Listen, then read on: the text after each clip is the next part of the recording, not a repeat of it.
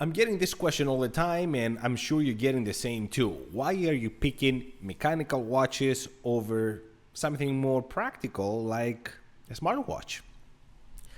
So I try to put a small list of why a mechanical watch is the better option and why a smartwatch is a better option and for whom they are.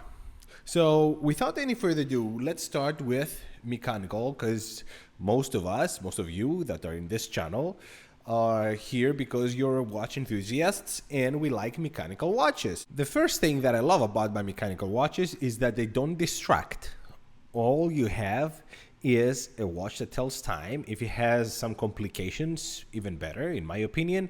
But there's nothing to distract you. You don't get notifications, emails, calls, nothing. So most you can do is press a couple of buttons. Maybe it's a stopwatch and you enjoy doing that, but that's it. You take it off your wrist like I do all the time. I keep looking at the back and I'm like, okay, look at that thing moving. Oh, it's amazing. Oh, look at the sweeping of the hand. And that's why I like complicated watches or complicated dials because they're very static. I talked about this before. And for me, a very plain watch gets boring really easily. So I like a little more detail and a little more decorated and heavy decorated dials. So that's the one thing. It doesn't distract. You can only do what I just showed you 3-5 seconds every now and then, and that's it. It's a conversation starter. I can tell you, okay, it's a fact. We all talk about watches and we think that everybody's into them. You probably know this, but no, they're not. So when you actually do see a watch somewhere in the wild, there's a good chance you're going to talk to them or they're going to talk to you because they're into watches, especially if it's not one of the very commercial brands or commercial specific models. That's how I made a couple of friends, actually, with one of which I'm talking to this day after 7 years. We met at the airport in Atlanta. I was going to Costa Rica. He was going to Mexico. And we start talking because I saw his watch. It was a Seiko, not the SKX 009, the 007. And I said, is that an SKX? And he looked at my Citizen Navi timer. He's like, and that's a Navi timer, right? And funny enough, we sat together for like 20 minutes. We took out all the watches. He was traveling with 5 watches. I was traveling with 6 or 7. I can't remember the number right now. And we started showing the watches, and it was the funniest thing. We talk to this day. They're beautiful and unique, and they are really unique. Like if you go, like we keep seeing the same watches over and over. Even if you see all the watches from all the YouTubers, I talk about Tudor this, Tudor that, maybe Longines every now and then. Even those watches that you keep seeing all the time, they're not easily found in the wild. Like most of the watches you see are Apple watches. So if you can call them that. So fine. I mean, it doesn't matter. It's unique. Even the most common Rolex is unique in the wild. It might be too much for you that you know, but for the average person, no. Quality and longevity. Most of them, especially nowadays, I remember when I started in this hobby 10 years ago, it was big news if you had solid end links or a milled out clasp. And right now, these are standards. Like you can buy the cheapest Hamilton now. It has solid end links, clasp. Micro brands have that. I'm not even going to go to Christopher Ward that are exceptional quality. So they're absolutely solidly made. And because of that, we go to the next benefit. You can pass it down. It's mechanical. It can run practically forever. I talk to people all the time about watches, and they have some pocket watches in their collections that are from early 1800s, so 200 years old, and they run exceptionally well. They maintain them, they oil them, whatever, but they still run.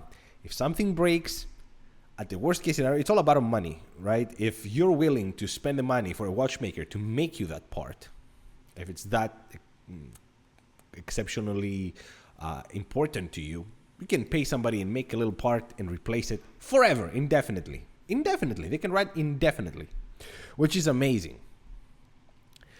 And I'm going to give you an extra here. I thought I would have only 5, but the resale value has to go there, even with all the videos I made talking about the bad resale value or whatever I was offered by dealers. The fact that you can still get a decent amount for something that you bought, owned, enjoyed for years, and still sell it for something substantial, it's huge. You don't do that with a piece of tech. So that is amazing. So let's go to the smartwatches now. And number one I have for them, for their favor, is functionality. It's off the charts. All the complications you can put in a mechanical watch are nothing compared to a smartwatch. You can get an Apple Watch and it will show you where you are located, how many calories you burn, how's your heart rate. If you got an email, you can make a call. You name it, it does it. The only thing that it doesn't do is to jack you off.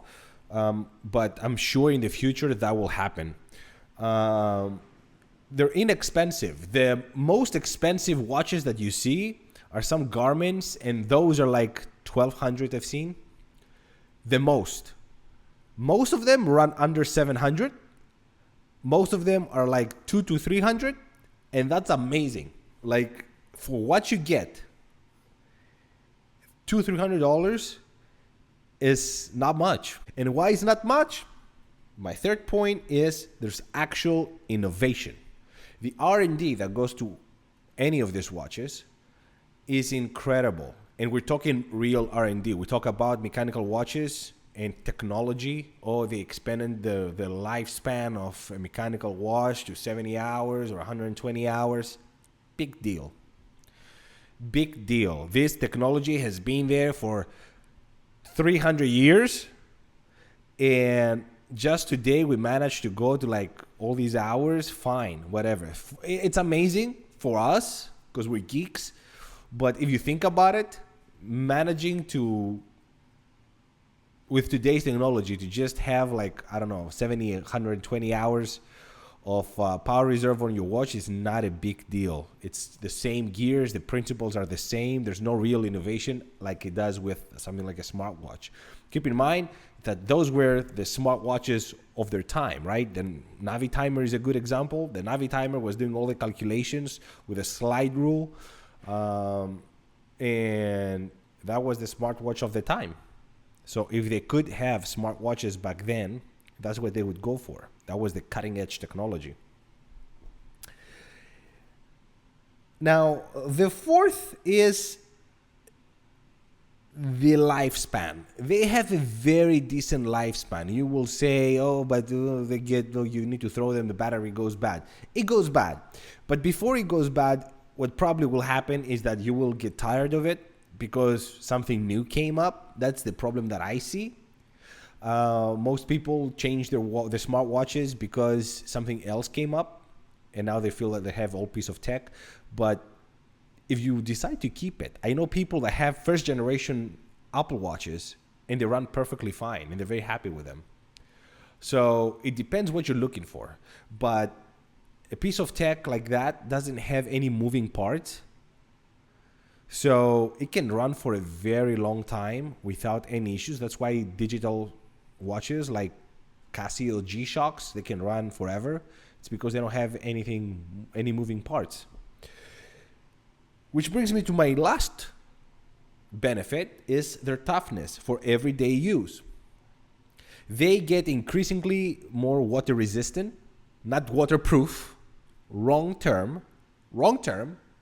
There's nothing that's waterproof about a watch. It's water resistant. That's why legally they need to say that they're water resistant. But I hear people calling them waterproof all the time. They're not. But they're water resistant. When you have a piece of tech like that and it can go 50 meters, it's not much, or 100 meters actually, now that I'm thinking. 100 meters is not diving exactly, but it's impressive to have all these buttons, speakers, this, that, and still be able to go 100 meters, which in reality, you can probably dive like 30 meters. It's impressive. And then take the same watch and climb Mount Everest. That's impressive. You can take away from it. Like, you can take it away from it. It's just incredible. So what do I think? I think really, I would say, like, okay, if you're a classic man and you like it's obviously a mechanical watch is a more sentimental buy than something that makes sense. Mechanical watches have been around forever. They're part of our culture, and we saw probably our dads or grandpas doing that whining, and it stayed with us, and that's amazing, and I support that 100%. But if they had the option to get a smartwatch back then, I believe that most of them would take the smartwatch.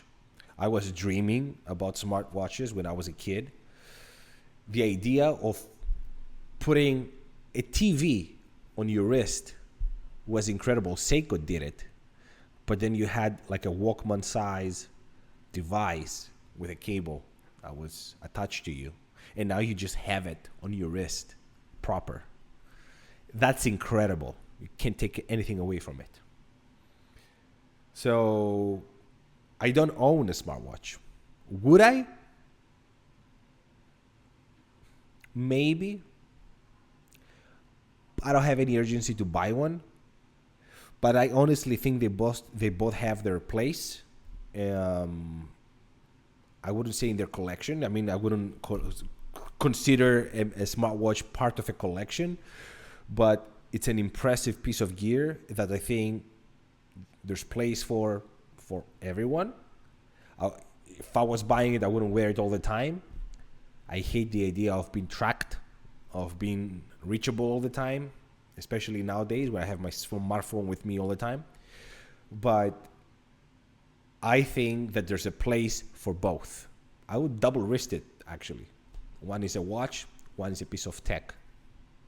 That's all for today, guys. Let me know what you think about mechanical watches versus smartwatches. What's your favorite? Do you own both? Do you own one of each? I don't know. I only have mechanical. Thank you so much for watching. Until the next one. Ciao.